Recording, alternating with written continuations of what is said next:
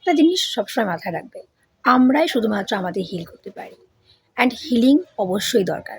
প্রত্যেকটা মানুষের না নিজেকে হিল করা সবার আগে জরুরি, এবং সেটা সে নিজেকে নিজেই করতে পারে।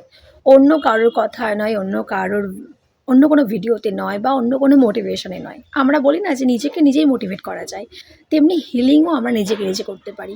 কিচ্ছু না, জাস্ট শান্ত হয়ে বসো, চুপচাপ নিজেকে উপলব্ধি করো।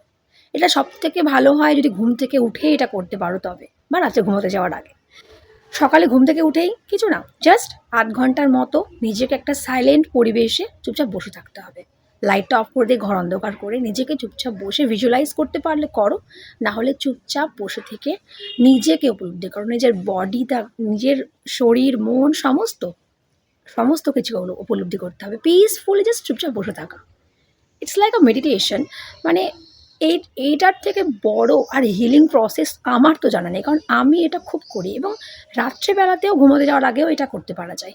জাস্ট আধ ঘন্টা না হলে 10 থেকে 15 মিনিট চুপচাপ শান্ত হয়ে বসে নিজেকে উপলব্ধি করো। নিজেকে সময় দেওয়া শুরু করতে হবে তো। আমরা এত বিজি, আমরা আজকালকার লাইফে এত বিজি থাকি যে নিজেকে সময় দিতে পারি না, কিন্তু সেটাই সবার আগে জরুরি। তাই হিল ইয়োর সেলফ।